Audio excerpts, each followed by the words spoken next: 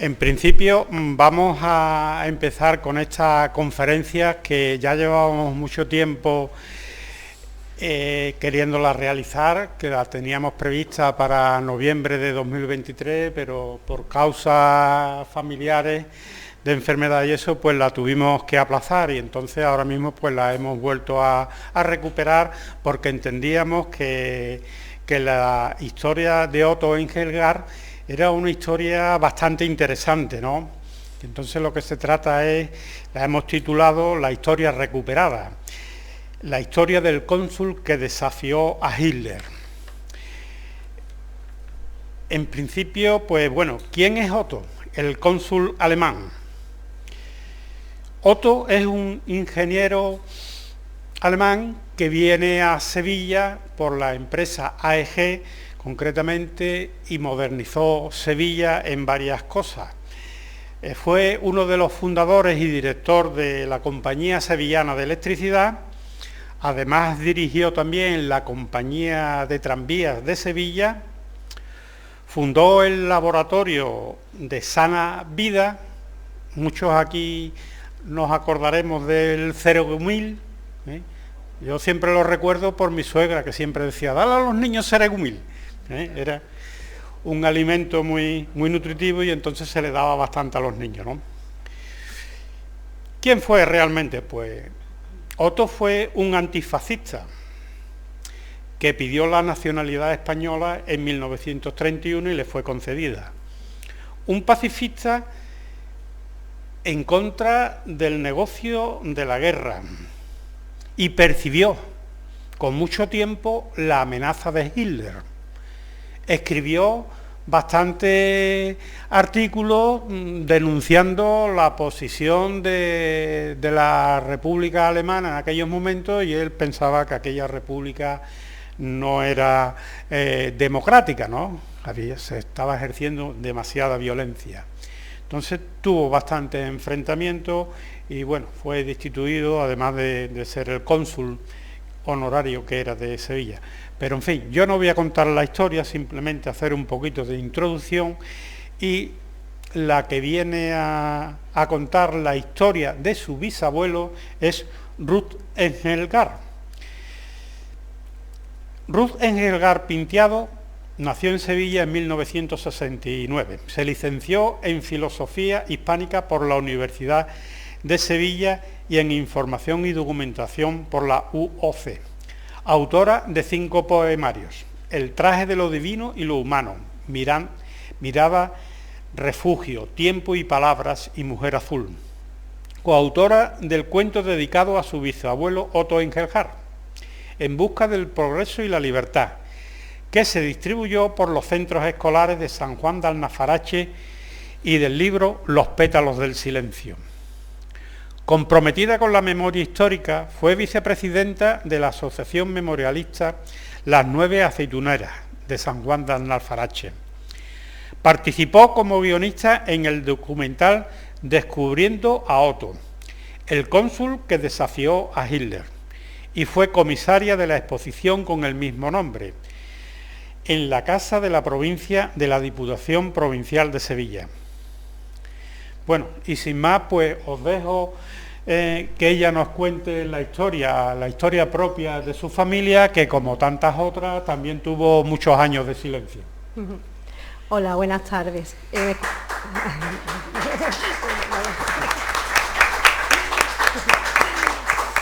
Muchas gracias.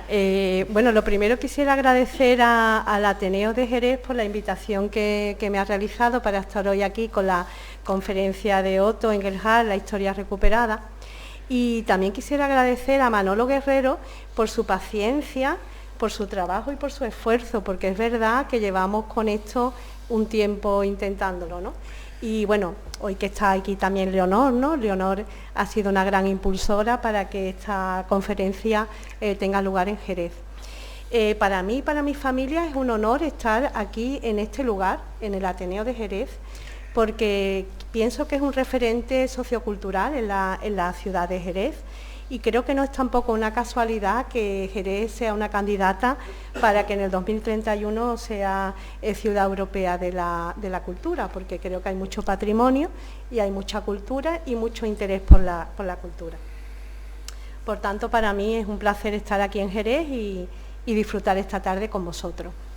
¿Hoy qué vamos a hacer? Pues vamos a descubrir a Otto, ¿no? ¿Quién fue Otto? ¿Cuáles fueron sus obras, sus pensamientos?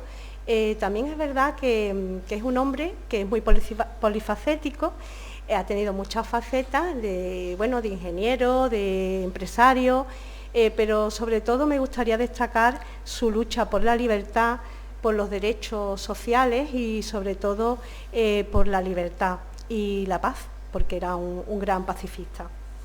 Pero hoy no solamente estoy aquí como la bisnieta orgullosa de Otto, porque me siento muy orgullosa de ser su bisnieta y por supuesto el listón lo ha puesto muy alto, ¿no? Porque sus valores son muy, muy necesarios en esta sociedad en la que estamos, ¿no?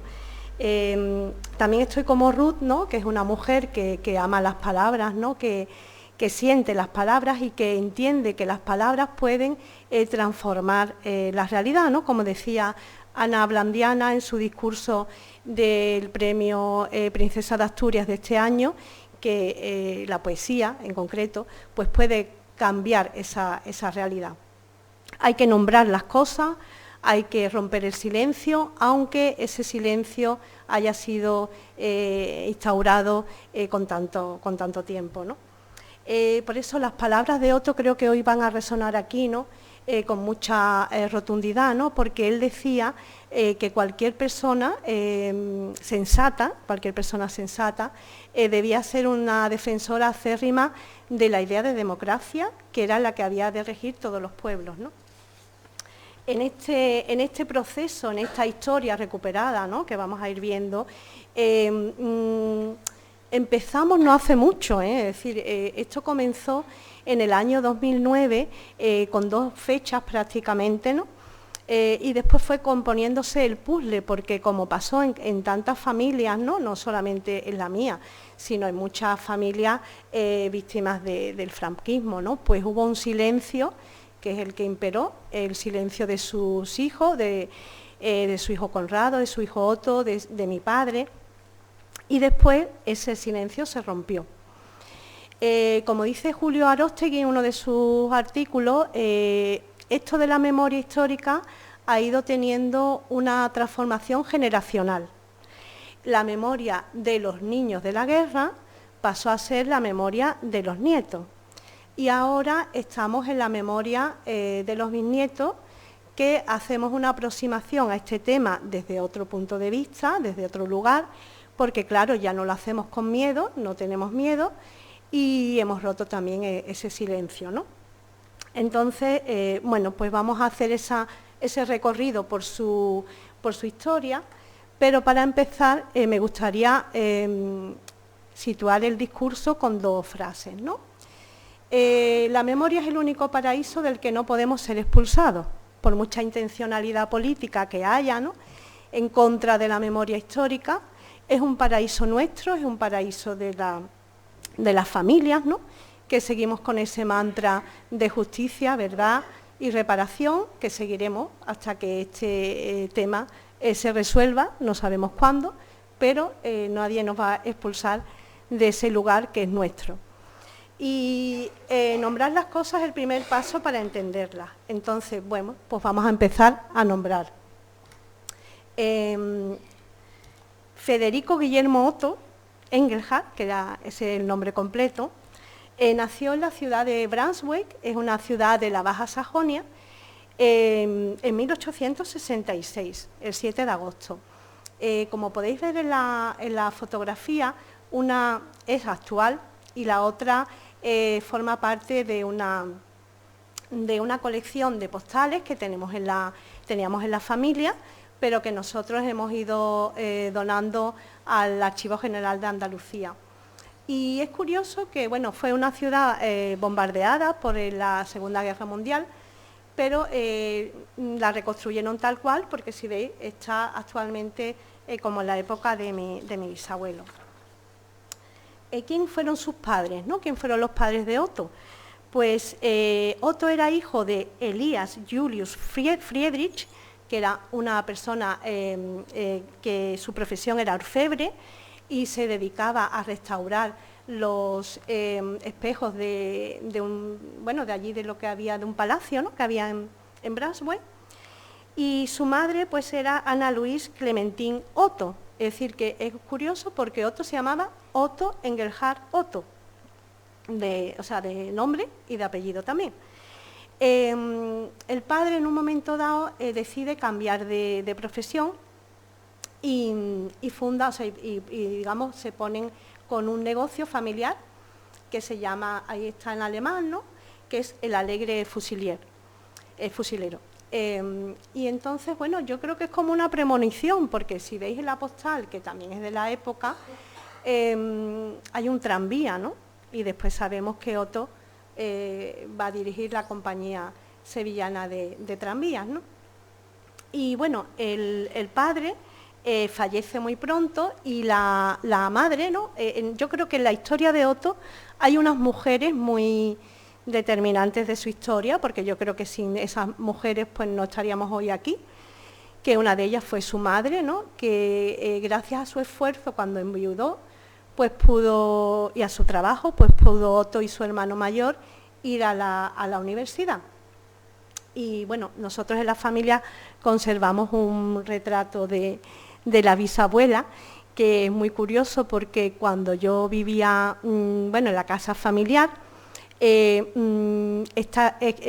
pintado con una técnica que es que los ojos parece que se mueven, ¿no?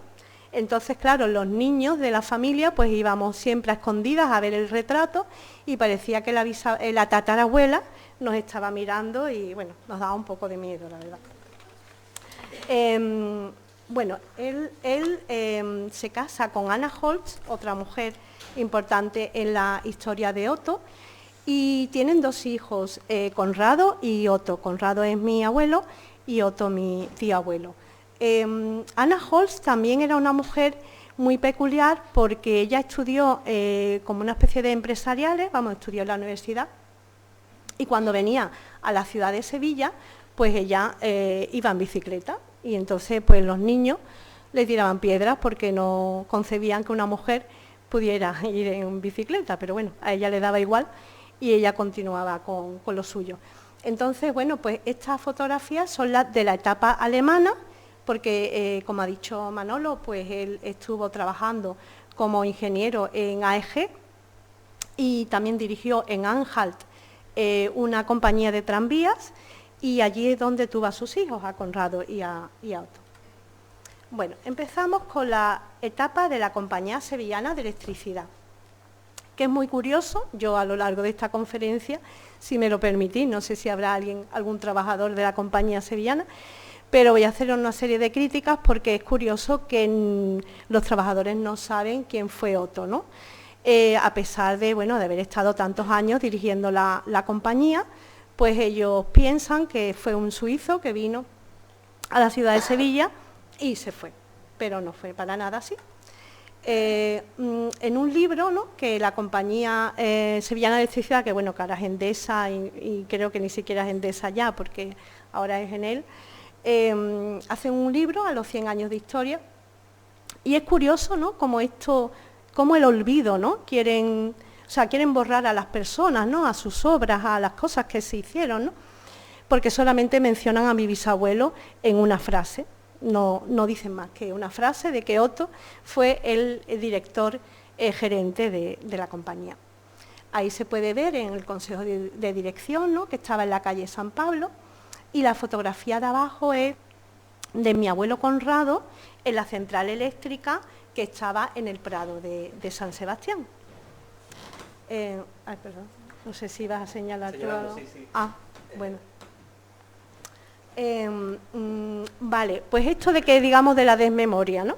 Menos mal que hay periódicos, ¿no?, y hay documentos, ¿no?, porque para eso soy documentalista y me gusta documentar las cosas. Por eso decía yo que había habido un proceso, ¿no?, en el cual hemos ido recuperando la memoria oral que nos transmitió mi abuela Teresa, que era la nuera de Conrado.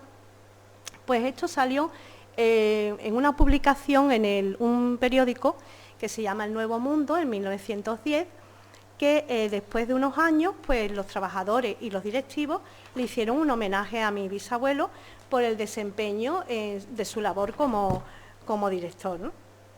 Y en ese bueno, pues hicieron un banquete, le entregaron un libro, que ese libro está en la Fundación Endesa, y es muy significativo porque firmaron todos los trabajadores. Mi bisabuelo intentaba que en sus empresas pues fuera como una familia, ¿no? Y creo que en eso lo consiguió, ¿no? Y hay una dedicatoria que pone non omnias moriar, que es una expresión latina del poeta Horacio, que dice que las obras de las personas no mueren del todo. Las personas sí morimos, ¿no? Tenemos un tiempo en este mundo, pero sus obras permanecen, ¿no? Y bueno, pues para los desmemoriados, ¿no? Pues ahí se ve cómo fue transformando la compañía, ¿no? Con qué capital empezó, ¿no? Con 2.500.000 pesetas, ¿no? Y como en el año 1910, pues eso ya estaba, pues había crecido, ¿no? Pero lo mismo había crecido en todo lo demás, ¿no? También en trabajadores, en maquinaria. Fue una compañía que se fue expandiendo por muchos sitios, ¿no? Por ejemplo, empezó con 28 empleados, ¿no? Y en 1910 pues ya estábamos en 465. La compañía de tranvía simultánea en los dos trabajos, ¿no? Porque como él tenía la experiencia eléctrica, ¿no? de ser ingeniero, pues le confiaron esa labor, porque claro, los tranvías eran tirados a mulas, ¿no? Y bueno, pues por eso decimos que él intentó modernizar la ciudad.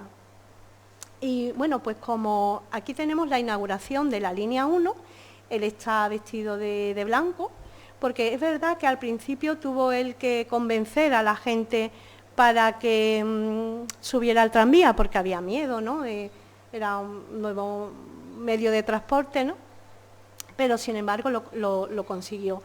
Y como director de la compañía, pues electrificó, hay un libro, ¿no?, de Francisco Marín, que no lo digo yo, lo dice él, que era como una labor titánica, ¿no?, de electrificar pues toda la red, y también de que el tranvía circulara por zonas que eran complicadas de circular, ¿no? Hay una anécdota, ¿no?, recogida, que había un técnico del ayuntamiento que discutía con él, porque él era un hombre de carácter, de que no iba a pasar por una curva, y él decía que sí, y bueno, pasó, ¿no? Y también era una persona que tenía un humor especial, ¿no? Porque, por ejemplo, la línea que iba al cementerio, pues le pintaron los tranvías de gris ceniza, ¿no? Era en eso, ¿eh? El 13 también, el número 13. Bueno, era muy especial. En cuanto a su labor benéfica, porque también ha sido un hombre que ha estado muy comprometido con los temas benéficos, ¿no? Y ha ayudado a muchas personas, ¿no? Él engalanó unas jardineras que se llamaba así, los tranvías de este estilo se llamaban jardineras, y él engalanó estos trenes para recoger fondos para los heridos de la guerra de Melilla, ¿no? Y entonces, pues por todas esas actuaciones y por otras más, el rey le concede la medalla de Isabel la Católica, que es una distinción que normalmente no se le da a ningún extranjero. Es decir, esta distinción se la ha dado siempre a españoles, pero creo yo que él fue el primero alemán, ¿no?, caballero. Y digamos que el privilegio que tenía era que podía ser caballero con el sombrero, no se tenía que quitar. Vamos, además él era republicano, con lo cual estaba contento de conservar su sombrero. La medalla, bueno, no tenemos aquí una foto, pero la conservamos en la familia, y lo que es el título que acompañaba a la medalla, pues junto con otros documentos están en el Archivo General de Andalucía, que es donde pensamos que es mejor, ¿no?, donde puede estar. Bueno, la etapa de cónsul alemán, ¿no?, es cuando ya empieza él, digamos, a tomar una serie de decisiones que han sido complicadas, ¿no?, en su vida, porque le han comprometido en muchos aspectos, ¿no? Pero como él era una persona que tenía unas ideas muy claras, ¿no?, sobre lo que tenía que hacer, pues en un principio a él le ofrecen ser cónsul honorífico, porque no, sí, honorario, vamos, que no es de carrera, ¿no?, porque conocía a muchas personas en Sevilla y por sus relaciones también comerciales. Pero él, desde el minuto uno, él lo que decía era que un cónsul no se podía ver envuelto en acciones de guerra, que un cónsul tenía siempre que estar implicado en acciones de paz. Pero le llevan, o sea, se ve implicado en una acción que le llevan porque esto está en torno a la Primera Guerra Mundial, ¿no? Le llevan unos explosivos a su casa de San Juan y le dan unas instrucciones, ¿no? Y lo que quieren es hacer un atentado, un sabotaje en el puerto de Sevilla, que si ese sabotaje se hubiera producido, pues quizá hubiera comprometido la neutralidad española, porque en la Primera Guerra Mundial España fue neutral, pero bueno, dentro de un orden, ¿no?, porque realmente estuvo en el tablero estuvo, vamos, se jugó bastante al tablero. Entonces, él enérgicamente lo que hace es que esas bombas, parte de ellas las lleva a la parte de Guadalquivir, a la zona de Gelbes, ¿no?, las esconde por allí, y hay otras que las lleva al mar, ¿no? Entonces, bueno, debido a eso y a otras acciones, ¿no?, en las que él no quería estar implicado, pues él en 1919 renuncia a ser cónsul, porque piensa que él tiene que estar implicado en acciones de paz. Pero, que no lo he explicado antes, él en 1916, por las presiones de los aliados, se ve impelido a dejar la Compañía Sevillana de Electricidad, porque los aliados, por eso digo que no estaban, pero estaban por todos lados, los aliados no querían que un alemán dirigiera la Compañía Sevillana de Electricidad. Y entonces él, para no perjudicar a la compañía, pues deja la dirección. Pero claro, ¿qué es lo que pasa? Que en este momento se queda sin el consulado y se queda sin su trabajo. Y más o menos en esta época, pues tenía como unos 50 años y entonces le toca reinventarse, como esta frase que decimos tanto ahora, hay que reinventarse, ¿no? Pues él con unos 50 años pues se tuvo que reinventar, porque claro, él era ingeniero, se queda sin capital, se queda sin dinero, y gracias a la aportación de unos amigos, pues entonces consigue montar el laboratorio Sanavida, que bueno, aquí tenemos a Leonor, que su familia pues trabajó en el laboratorio Sanavida, que a ver, no tiene nada que ver con un laboratorio al uso, porque era todo muy artesanal. Entonces todo se hacía, bueno, manualmente, ¿no?, como lo veis ahí en la fotografía. Y bueno, también es verdad que ellos participaron en la exposición del 29, ¿no? La que aparece en la foto Leonor no es tu madre, ¿no? Son dos primeras, las que están ahí. Sí, ¿no? Las primeras, ¿no? En la izquierda, en el centro. Ajá, en el centro, ¿no? Sí. Tu tía, ¿no? Tu tía... Dos. Ajá. Margarita... No. Julia y Isabel. Ah, Isabel. Margarita Ah, perdón, me he equivocado, perdona, sí. Por ahí todavía no existía. Bueno, y en el fondo veis a Otto y a su hijo Conrado, que bueno, los medicamentos que comercializaban, como se ha comentado antes, el Cergumil, también el Epivomín, que el Epivomín era un medicamento para las náuseas y para la epilepsia también. Y bueno, es que realmente tuvo que cambiar totalmente de actividad, porque bueno, me imagino que tuvo que ponerse al día en lo que era la industria farmacéutica. Pero otra coincidencia es que, como veis, el ambiente que se respiraba en la empresa pues era familiar, ¿no? O sea, él siempre, digamos que fomentó las relaciones horizontales y no verticales, ¿no?, entre sus trabajadores. Pero bueno, aquí llegamos a un momento crucial también de su vida, que en los años 30 él empieza a colaborar con el periódico El Liberal y, bueno, pues lo dirigía a su amigo José Laquillo y bueno, pues estos artículos pues son de índole política y él, bueno, como aquí está sus frases, ¿no?, pero esta más o menos, pero bueno, él llega incluso a decir un tal Manolo Hitler, ¿no?, es decir, que se expresa con total libertad en contra de Hitler. Y bueno, aquí lo que viene a decir es que lo que es sagrado es la vida humana, ¿no? Es decir, delante de las banderas de todos los partidos políticos, pues el lema universal es la vida humana y la paz, ¿no?, por supuesto, ¿no?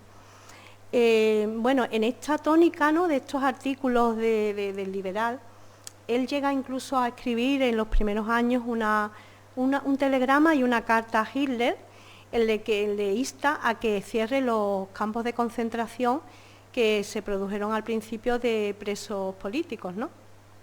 Y él se lo dice que eso tiene que, vamos, que lo tiene que cerrar y tal. Y bueno, pues a partir de ahí empieza a tener una persecución, porque aquí en Andalucía y en España había espías nazis, ¿no?, y lo empiezan a investigar. Y hay un cónsul, ¿no?, el Gustav Drager, ¿no?, que era nazi, que ese hombre pues empieza, digamos, como a perseguirlo y a fijarse en que había que quitarlo de en medio, ¿no?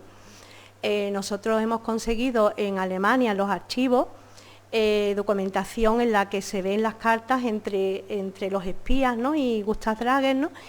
Y Gustav Drager le dice a uno de los espías que hay que quitarlo de en medio y el espía le dice que deje que la naturaleza haga su trabajo porque, hombre, era un hombre mayor y también estaba enfermo, ¿no? Pero bueno, él empieza eso, a estar en esa lista negra y está como muy perseguido en todo lo que dice, en todo lo que hace. Y bueno, en este trance, digamos que el lugar de donde él estaba en un principio como cónsul y después, digamos, tuvo su vida familiar, pues fue en Villachaboya, que es una casa que recoge mucha memoria, ¿no?, la memoria, ¿no?, porque ha vivido todas las etapas de la familia Engelhard, ¿no?, y después, lamentablemente, ¿no?, cuando a él lo matan, ¿no?, pues tuvieron que soportar la familia pues la presencia de la Legión Cóndor, ¿no?, que estuvo allí unos días, ¿no?, antes de partir, ¿no?, a Guernica, ¿no? Entonces, bueno, fue también determinante, ¿no? Pero digamos que toda esta vida tan prolífica, ¿no?, pues tiene un final pues que ha sido bastante, digamos, triste, ¿no?, porque él enferma de una flebitis y lo ingresan en el hospital de las 5 Llagas, ¿no? Y allí es curioso que lo ingresan en una sala, en la sala San José, perdón, en la sala San Cosme, que está al lado de otra sala que él había, digamos, contribuido a que embaldosaran. Y es curioso eso, como está justamente en la sala de al lado y él estaba prácticamente como detenido, ¿no?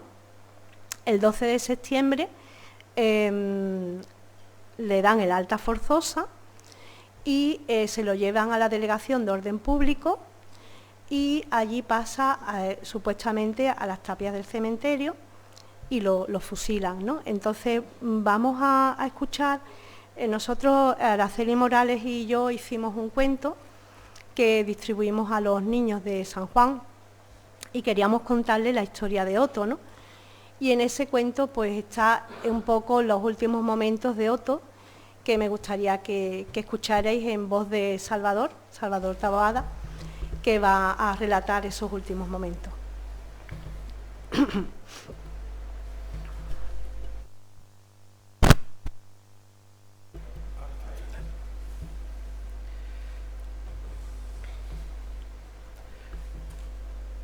Nunca me han gustado las despedidas, pero creo que es necesario que os cuente el final de mi historia.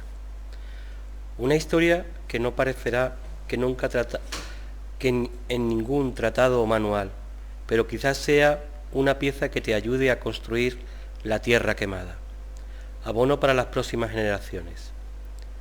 Una mañana del 18 de julio de 1936, las tropas de Queipo de Llano tomaron la ciudad de Sevilla y el miedo se apoderó de los hogares. Pienso que, quizás por un tiempo, las puertas y las ventanas quedarán cerradas y se hablará entre quedos susurros. Nadie podrá evitar que los pasos queden congelados y la voz quebrada. Desde ese fatídico día, el gris se instaló por todas partes. Debido a una celulitis me ingresaron en el Hospital de las Cinco Llagas, actual Parlamento andaluz.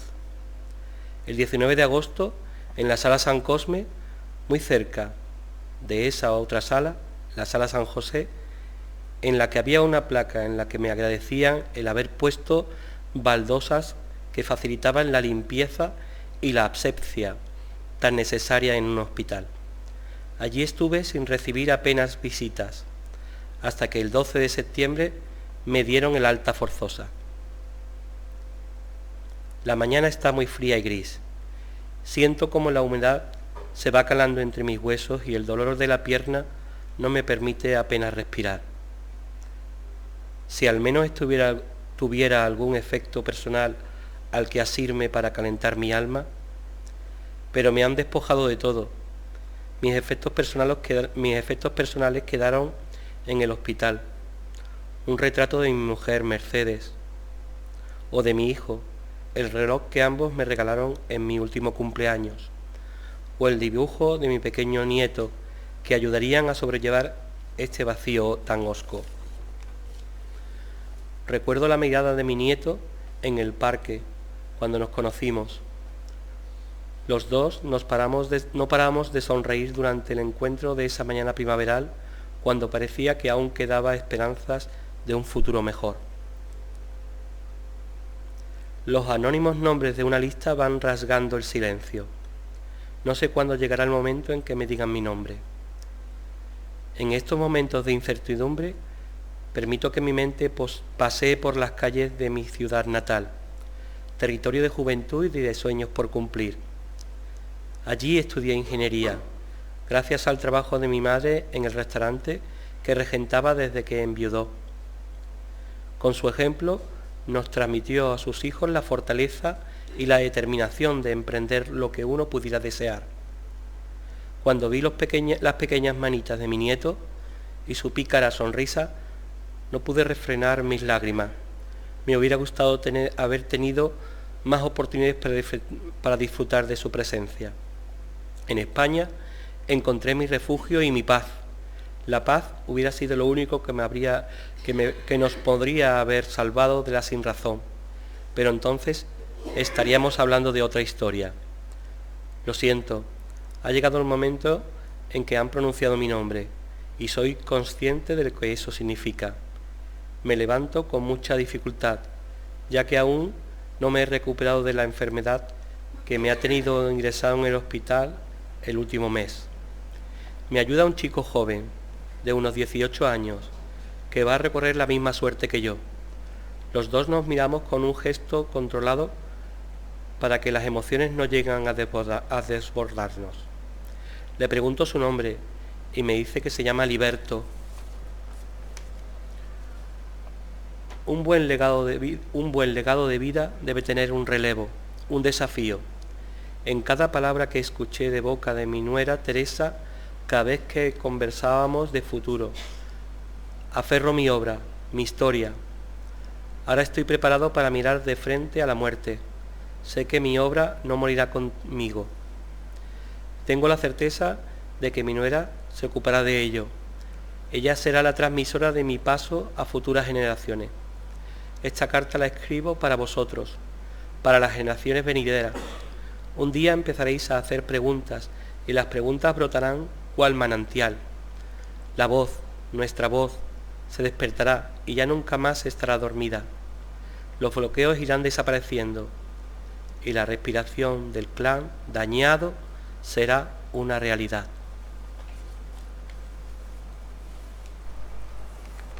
Bueno, perdonadme, pero para mí esto todavía, a pesar de todas las generaciones, ¿no?, que hemos hablado antes, ¿no?, causa dolor.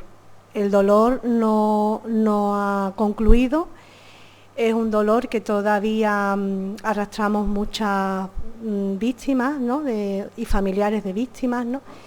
No sé cómo tendremos que hacer el proceso. Yo lo he comentado muchas veces con otros familiares, ¿no?, que deberíamos hacer a lo mejor incluso una terapia colectiva, porque es algo que es un duelo que no ha tenido fin, no tiene fin, y tenemos que poner en común, ¿no?, estos sentimientos que a día de hoy pues todavía no están resueltos y que queda todavía mucho por hacer, ¿no? Porque claro, yo no puedo hablar de Otto con un desapego porque es mi familiar y por lo tanto el sentimiento pues lo tengo, ¿no? El sentimiento lo tengo.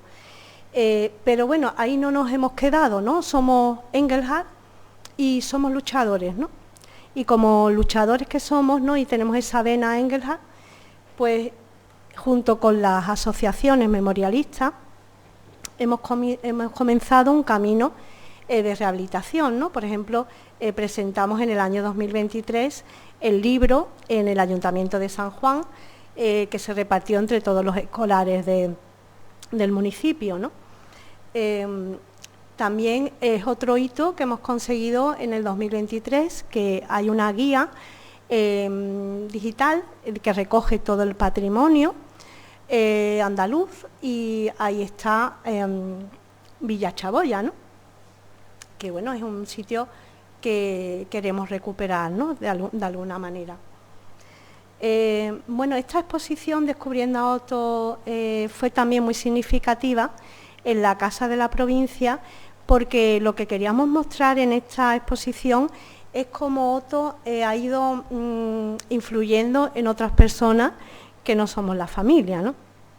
Y de ahí, pues, surgieron la iniciativa de algunos poemas, ¿no?, que vamos a leer dos poemas, ¿no? Uno escrito por Araceli Morales, que se llama Aullidos de Luna, y otro escrito por mí, que se llama Mi Voz, que lo va a leer Carolina.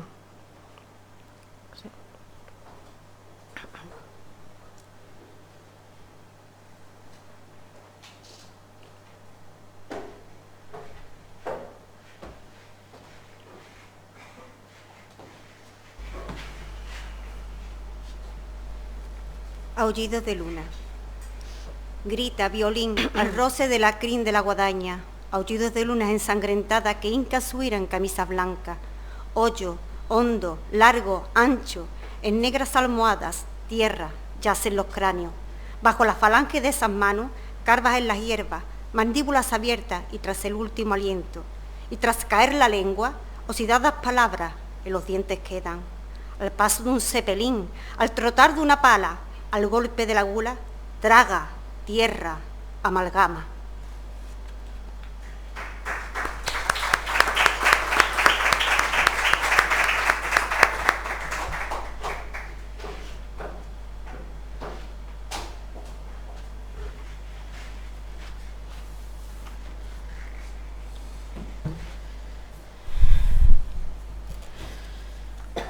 Mi voz.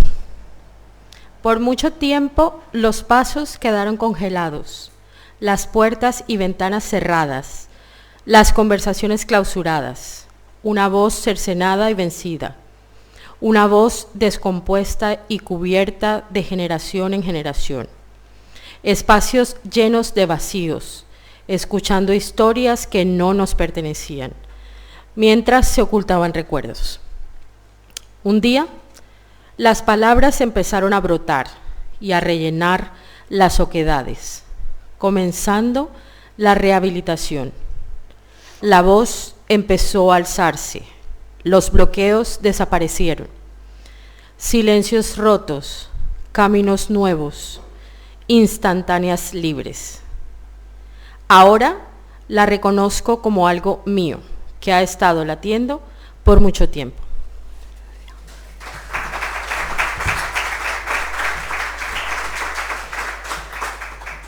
Bueno, y además estos poemas han sido viajeros porque han llegado a Alemania, a una universidad de La Salle, y están siendo estudiados por los alumnos, ¿no?, de allí, ¿no? Entonces, bueno, estamos haciendo un viaje de ida y vuelta, ¿no? Quiero decir que también en Alemania tenemos que hacer nuestra recuperación y nuestra rehabilitación de la figura de Otto.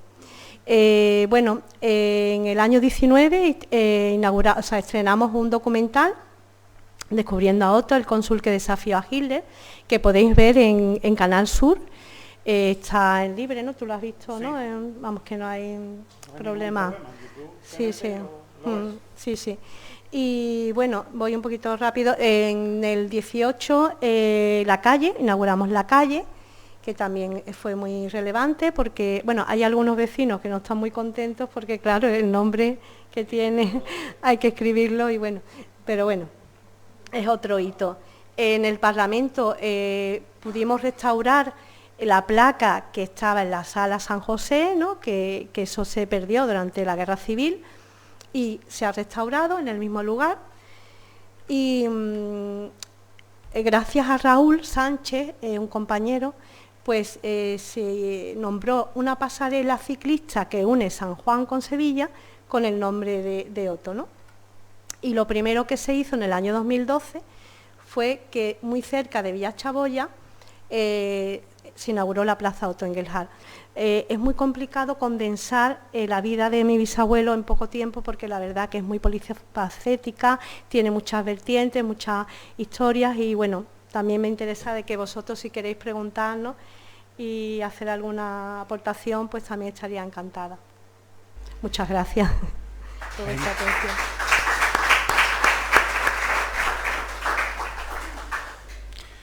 Bueno, si alguien tiene alguna pregunta que hacer, yo en principio voy a hacer una pregunta también, para iniciar un poco el debate.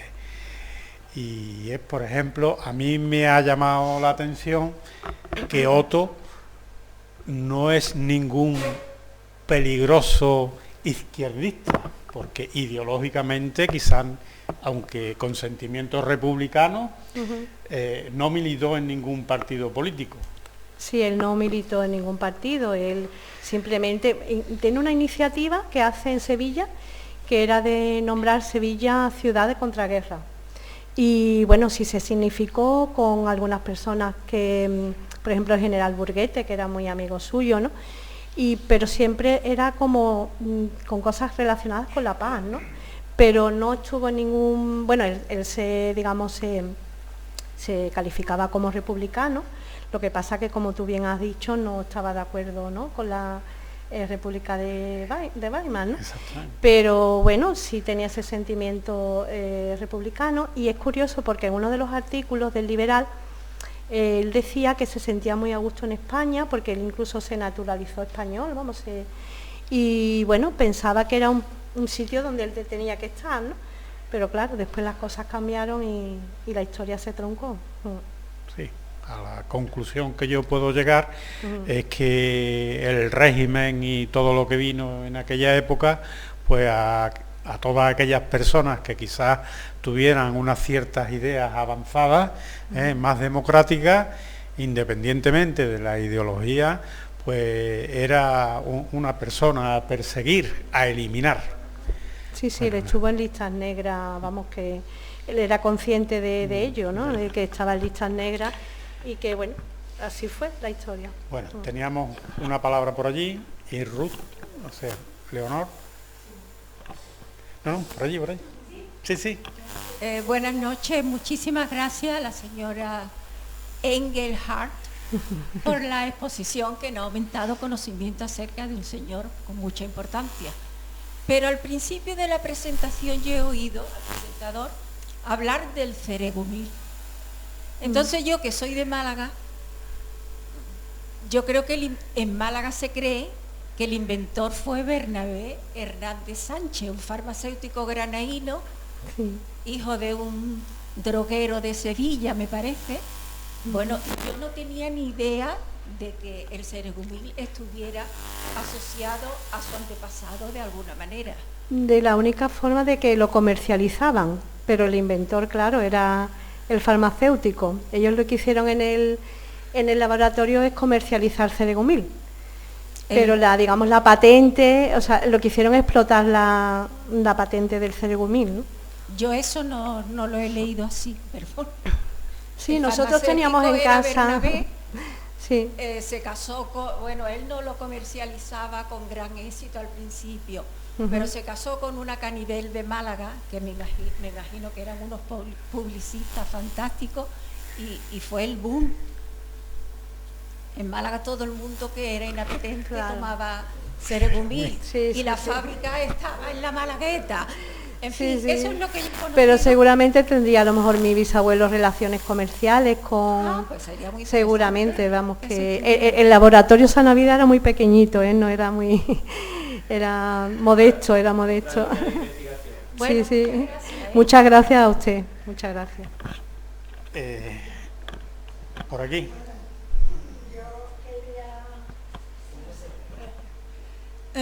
Dar las gracias al Ateneo y a Ruth y a su marido por haber llegado hasta aquí, hasta Jerez, para contar una historia que merecía ser conocida, no solo en Sevilla, donde la gente tampoco tenía mucha idea hasta hace poco, digamos, y en particular porque mi familia materna, como hemos comentado antes, al ver algunas de las imágenes, pues estaba muy vinculada al sanatorio Sana Vida, y allí trabajaron prácticamente todos mis tíos. Mi abuelo fue jardinero y mi madre secretaria de don Otto, que siempre nos contaba cómo había muerto en voz muy baja, porque no se podía subir la voz. Y yo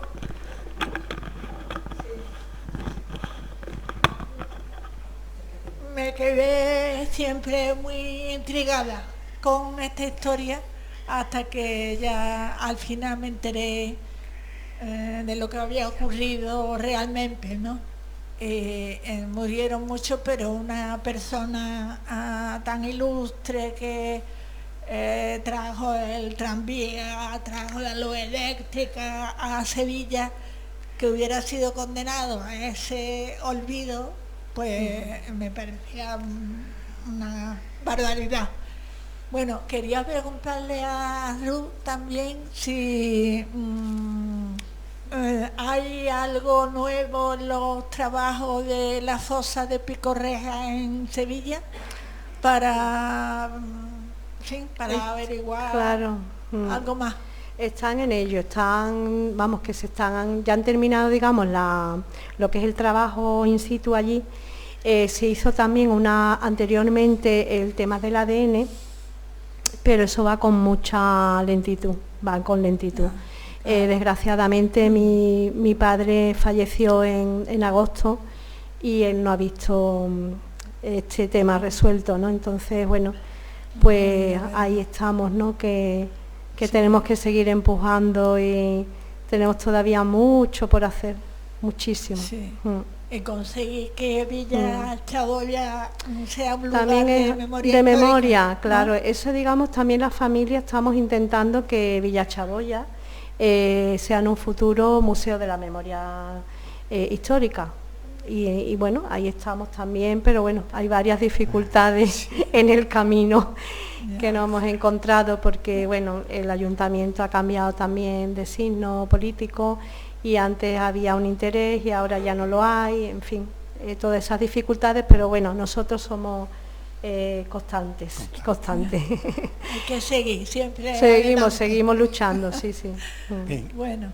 Había otra Gracias. pregunta por allí, José Ignacio eres, ¿no?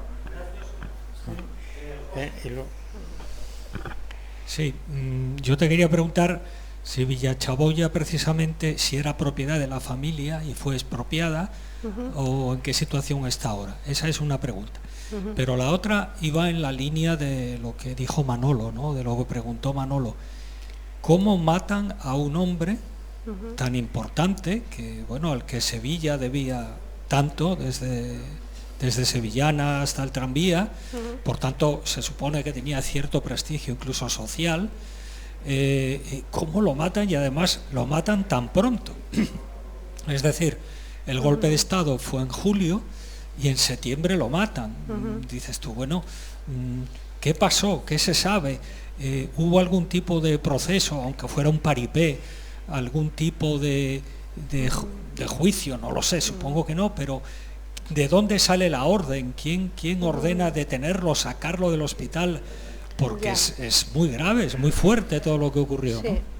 En relación a lo que es la primera pregunta de Villachaboya, bueno, nosotros nos vamos de allí a los años 80 porque mis padres se divorcian y entonces, bueno, pues digamos abandonamos la casa y la venden, ¿no? a un segundo propietario.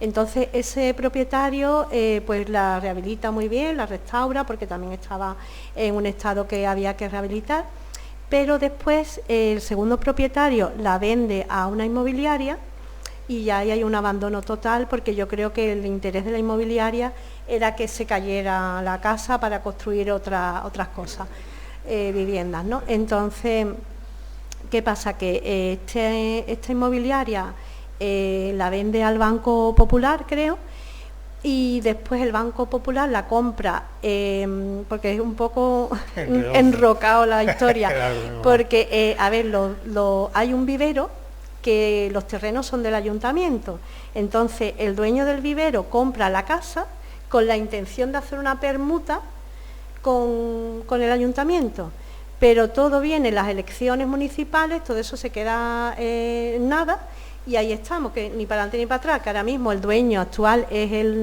el hombre del vivero que quiere vender, pero no sabe muy bien porque el ayuntamiento no tiene ahora mismo interés. Entonces no sabemos, yo creo que es que hay que empujar desde el tema de asociación de patrimonio o incluso promover un BIC, que bueno, es un poco complicado, pero un BIC es un bien de interés cultural y estaría protegido. Entonces, por ahí. Y respecto a lo que es la muerte de él, pues bueno, es muy curioso como Queipo de Llano es amigo íntimo de Gustav Drager, del cónsul nazi, como incluso sus mujeres también son muy amigas. Y como Queipo de Llano va también hay una foto que está dándole la mano a Hitler, ¿no? Entonces ahí parece que está todo vendido, ¿no? Porque yo creo que Hitler daría la orden, ¿no? Esa orden no la tenemos nosotros, daría la orden de que lo mataran, y como había esa amistad y esa relación entre Queipo de Llano y Gustav Drager, pues se ejecutó la orden, que bueno, era bastante cruel, porque él estaba bastante enfermo con la flebitis y llevaba ingresado un mes en el hospital. Entonces, bueno, pues eso que contamos ahora, después de 88 años, a mí todavía me causa dolor. Y es una cosa que, bueno, que yo lo siento, ¿no?, como su familiar. Entonces, a ver de qué manera sanamos la herida. Pero yo creo que la única manera de sanar para crear paz es hablar de ello, ¿no? Tenemos que hablar, no podemos callarnos más.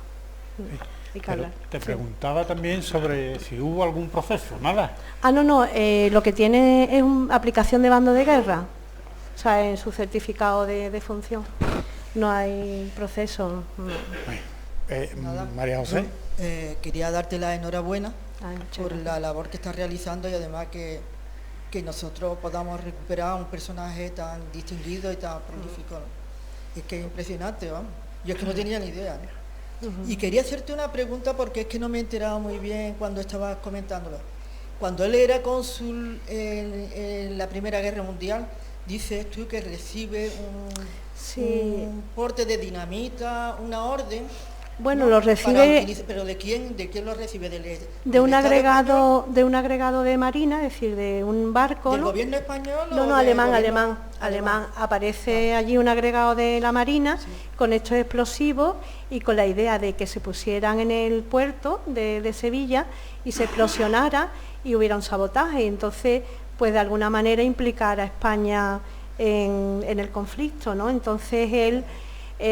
pues se niega. Esto lo explica muy bien en un artículo en Andalucía, ¿cómo se llama la revista? Andalucía en la Historia, ¿no? ¿Cómo? Eso, Andalucía en la Historia, lo explica muy bien Carlos Font, que es un historiador que ha estudiado mucho sobre el personaje y tiene un artículo que, se puede consultar en internet y lo explica con todo detalle de cómo se produjo este incidente.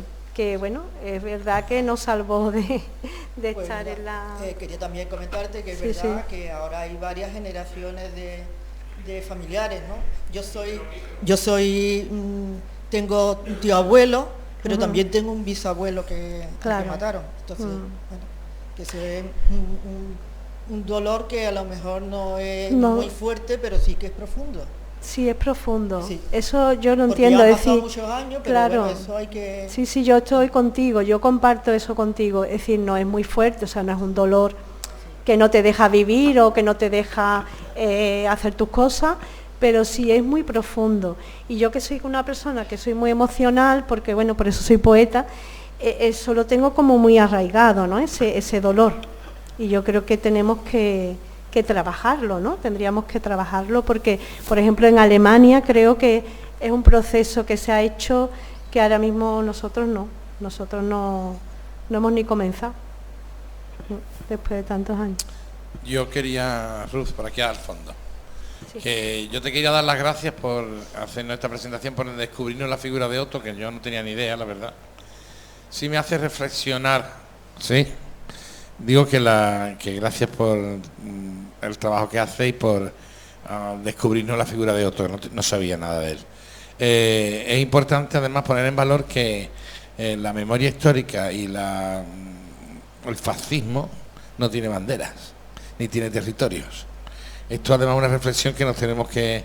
Porque aquí tenemos lo que es el pueblo, lo que es los defensores de la democracia y de la paz, que es lo que yo veo que era tu tatarabuelo o como sea. Pues yo lo que veo que era un defensor de la paz y esto es un valor que hoy todavía tiene más fuerza, debería de tener más fuerza que nunca, por lo que estamos viendo. Entonces, yo quisiera preguntarte si este hecho y esta experiencia que tú has tenido, que viene de tus orígenes, evidentemente, porque te viene heredada, y que tú la sufres y la vives, ¿te ha hecho descubrir la poesía o es que la poesía al final, que estaba en ti, tú la has canalizado parte de ella, no solamente? Yo sí te digo que nosotros aquí en el Ateneo hacemos muchos recitales poéticos. Hace poco hemos tenido uno sobre derechos humanos con Amnistía Internacional, que es una pena que no te hubiera conocido porque evidentemente te hubiera hecho una participación maravillosa, ¿no? Con todo lo que tienes que aportar, ¿no? Entonces yo te animo a que sigas en esas líneas. Es una pena que te tengamos en Sevilla, pero tú sabes que yo te digo en nombre de lo que me corresponde, en la parte que como ateneísta, que el Ateneo de Jerez necesita personas como tú para difundir este tipo de cosas, ¿vale? Gracias. Pues muchas gracias. Venía en el coche comentando con mi amiga Araceli, que Araceli es casi mi alter ego porque hemos escrito ya muchas cosas juntas, ¿no? Hemos escrito el cuento de Otto, ¿no? Y hemos escrito también otro libro que es Los pétalos del silencio, y yo le decía, a mí Jerez hay algo que me llama, es decir, a mí hay ciudades que me llaman, ¿no? O sea, que me hacen un efecto llamada, y me pasa con Jerez, que no sé por qué, pero hay algo que me une a Jerez, ¿no? Me siento muy a gusto cuando vengo aquí. Y la verdad que me encanta el Ateneo, o sea, lo que he conocido del Ateneo y la experiencia de estar hoy aquí, porque además yo creo que Otto tiene que trascender lo local y tiene que expandirse, ¿no? En otras fronteras. Pero lo de la poesía es una cosa que viene con mi forma de ser. Yo ya he dicho, soy muy emocional, creo que la poesía es sentimiento, ¿no? Cuando la gente me dice, es que yo no entiendo la poesía no hay que entenderla, la poesía hay que sentirla, ¿no? Entonces, claro, a mí me ha servido la poesía para canalizar este dolor y para, digamos, el trauma, ¿no? Trabajar ese trauma a través de la poesía, y creo que es algo muy interesante que deberíamos seguir en esa línea, ¿no?, de como he dicho antes, ¿no?, de las palabras, ¿no?, de ese efecto sanador que tienen las palabras. Y yo por mi parte seguiré escribiendo porque es algo que lo necesito, ¿no?, para vivir, ¿no?, para existir, necesito la poesía. Y claro, está ligado también al tema de la memoria histórica, por supuesto. Así que para mí un placer, ha sido un placer estar con vosotros esta tarde aquí y descubriros a Otto, y yo os animo a que sigáis descubriéndolo, porque es que no da tiempo en esto a descubrirlo, porque hay muchas facetas que han quedado un poco en el aire, como su faceta de inventor y muchas más. Así que os animo a que lo sigáis descubriendo. Hay... Le encantaba Jerez, y que no sabía qué es lo que tenía, y lo que no sabe Ruth, o creo que no lo sabe, es que yo tengo raíces gaditanas. Pues no lo sabía, es que tú eres un de estos de sorpresa, un cajón de sorpresa. Sevillana con raíces gaditanas. Vea, pues ya está, ya sabemos por qué me llama tanto a mi Jerez. Bien, ¿hay alguna otra pregunta? Si no, sí, allí. Luis. Quería preguntar una cosa, es que creo que no me ha quedado claro. Sí. Resulta que Otto está de cónsul desde 1903 a 1919. Me comentaste que dejaba de ser cónsul porque por su rechazo a la guerra. Sí. Y entonces no me ha quedado claro, porque es que la guerra empieza en el 14 y termina en el 18, y él deja de ser cónsul en el 19, entonces sí, no lo tengo... Claro, es que ahí hay unas cosas que me he ido saltando que tienen su explicación. Vamos a ver, él recibe un telegrama porque su hijo va a la guerra, a esta guerra, ¿no? Entonces recibe un telegrama un poco confuso y parece que su hijo ha muerto, ¿no?, en la guerra, ¿no? Lo cual hace que mi bisabuela tuvo una crisis, ¿no?, y bueno, pues intentan averiguar qué es lo que ha pasado. Finalmente descubren que no era su hijo, sino que era un primo que tenía el mismo apellido y el mismo nombre, pero viajan a Alemania, ¿no?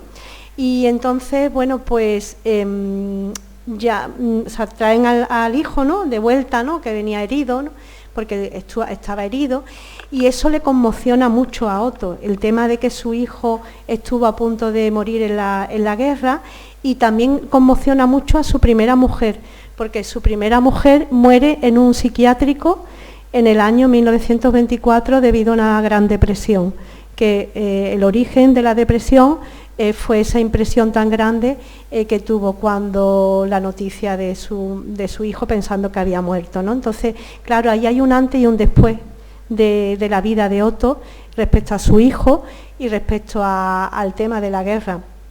Y claro, él, digamos que en la época en la que tiene que decidir entre la Compañía Sevillana de Electricidad y el consulado, como buen alemán, entonces decide apoyar a Alemania, pero después se da cuenta, con todas las cosas que suceden, que no le convence ese militarismo, ¿no?, y ese belicismo, ¿no?, porque él quería la paz, porque se da cuenta de cuáles son las consecuencias de la guerra, que la guerra no es bueno para nadie. Y entonces tiene esa crisis personal, y de ahí pues su rechazo frontal a todo lo que tenga que ver con el militarismo y con todo lo que tenía relación con Alemania, y eso también después desemboca en que él se haga español. Él llega un momento en que rechaza todo lo que viene de Alemania. No sé si lo he... Sí, creo que sí. Claro. Bueno, ya... Una pregunta la tuya, ¿no? Ya que tengo el micro, voy a hacer yo también mi pregunta. Bueno, primero, Ruth, que el agradecimiento de cada uno de nosotros, por lo menos el mío es inmenso, y el del Ateneo también, porque esta memoria personal tuya es memoria colectiva, y este dolor tuyo personal es dolor colectivo, y la única manera de que sepamos lo que somos es conocer de dónde venimos, y quizá eso nos dé claves para estar alerta de lo que nos puede venir después y podamos ser más activos y más partícipes en el futuro. En fin, que creo que vuestra labor, que me imagino que parte de la necesidad de consuelo, se convierte, yo creo, en algo importante para todos. Y bueno, ya te quería preguntar, recuperar la memoria de una persona tan buena y además tan ilustre, aparte de a vosotros, ¿a quién más le está interesando? ¿Quién os está ayudando? ¿Quién os está apoyando en que se conozca su obra y todo? Bueno, nosotros hemos tenido siempre el apoyo de las asociaciones memorialistas, siempre hemos contado con ese apoyo. El apoyo siempre ha sido a nivel asociativo, porque a nivel institucional poco, por no decir nada. Pero es algo, como decía mi padre, ¿no?, que es como esa balsa de aceite, ¿no?, que poco a poco se va, esa mancha de aceite, perdón, que se va expandiendo poco a poco, ¿no? Ya hay mucha gente que se interesa por Otto, ¿no?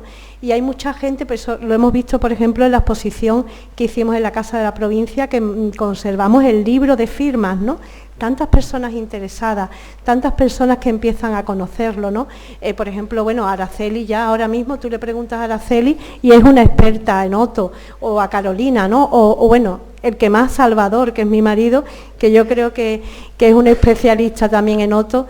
Y bueno, es esa mancha de aceite que se va expandiendo y que va haciendo que nos impliquemos todos con la historia de Otto y que el dolor, como tú bien dices, sea compartido. Buenas tardes.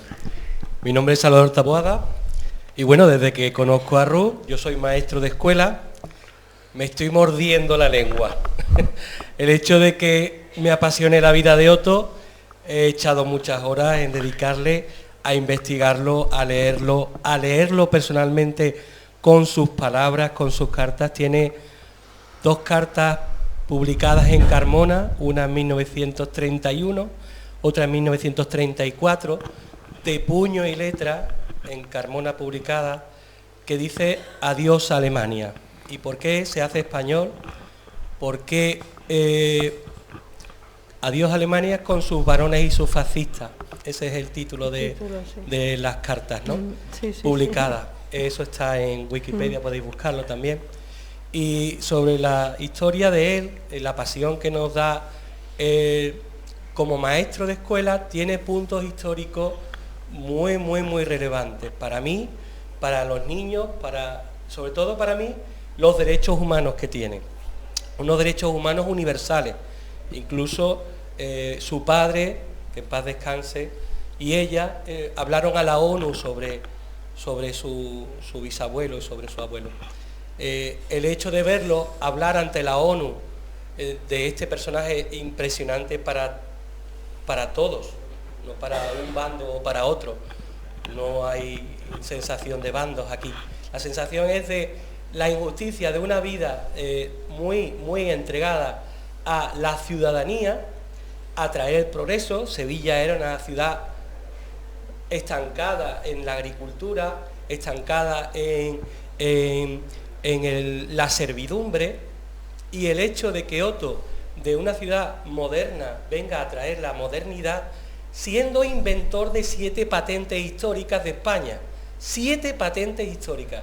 Una de ellas, la aguja plana, otra, el calentador de paredes, es un calentador de unas barras de hierro que cruza la pared y calienta todo el edificio.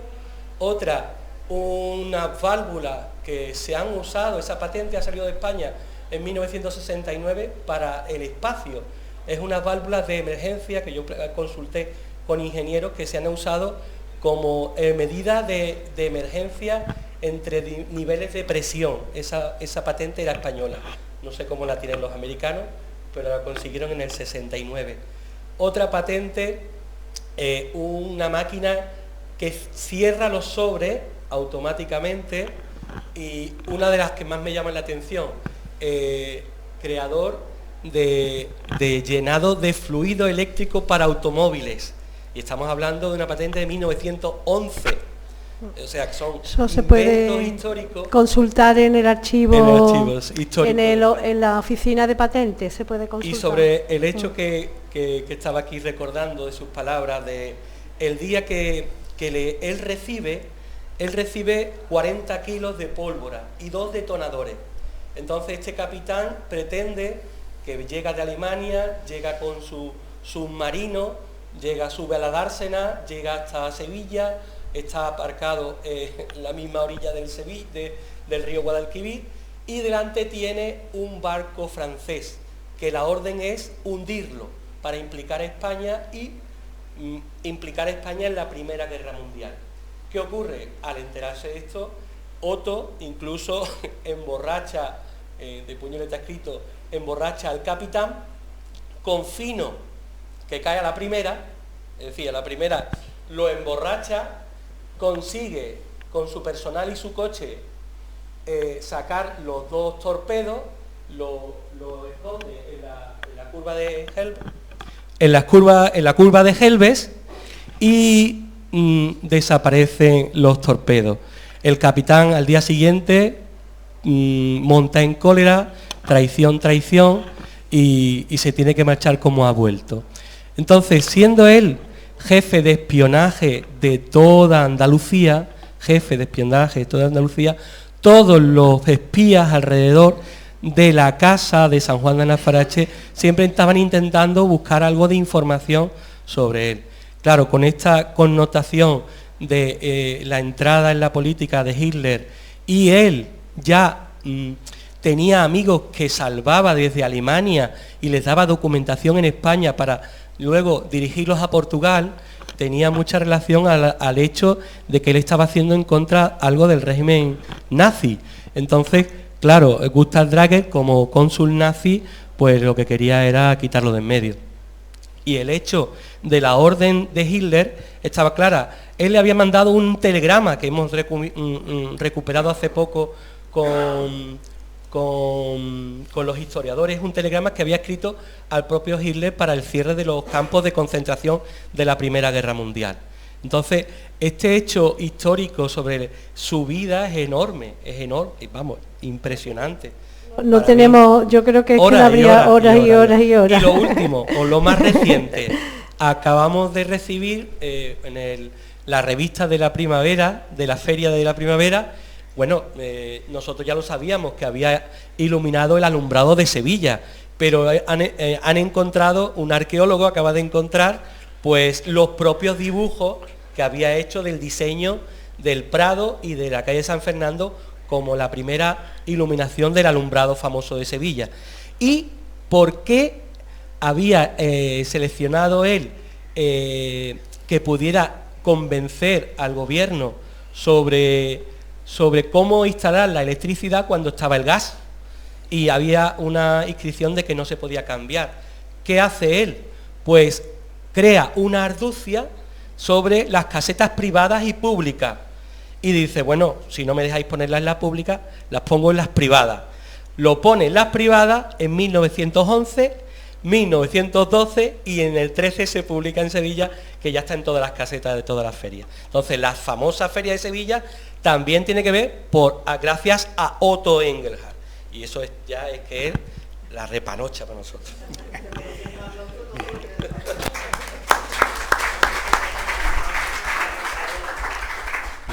¿Alguien más quiere hablar? Perdón. Es que no me podía quedar callado. Sí. Indudablemente la historia de Otto es una historia apasionante. Yo os invito a todos a husmear un poco por internet y ver muchas cositas y muchos artículos que hay, algún documental también que merece la pena de verlo, ¿no? Porque son personajes dentro de la historia que los tenemos que recordar y saber quién son y por qué hemos llegado hasta aquí. Entonces, yo a manera de conclusión también me había llamado mucho la atención lo de su biografía, lo de Adiós Alemania, con sus varones y fascistas. Y queriendo hacer un análisis y trasladar un poco la historia, porque la historia se vuelve a repetir y estamos incidiendo en Europa, podíamos cambiar la palabra Alemania por la de Europa, ¿no? Adiós Europa con sus varones y fascistas. Y el decir una cosa que tú me enviabas, ¿no? Y que me ha parecido muy interesante para decirlo aquí, que si hay algo que no funciona, hay que actuar para cambiarlo. Y en eso depende todo nuestro compromiso. En fin, yo creo que podemos dar por finalizado este acto, agradecerle a Ruth y a su compañero que lo hayan desarrollado también. A mí me ha ilusionado bastante y comunicaros también que el próximo día 3 de junio vamos también a descubrir a otro personaje. Este personaje también de Sevilla, de Triana, concretamente, a Melchor Rodríguez. Va a venir el que escribió su biografía, Alfonso Domingo, y es un personaje muy interesante porque es el que detuvo la violencia en el Madrid republicano. Cuando los fascistas hablan mucho de la violencia, siempre te sacan a colación el tema de Paracuellos. Bueno, pues este hombre, Melchor Rodríguez, fue el que paró aquella masacre en Madrid. Y es una historia bastante interesante porque protegió a muchísima gente y él entendía que se podía morir por las ideas, pero nunca matar por ellas. Con que os invito para el próximo día 3. Bien.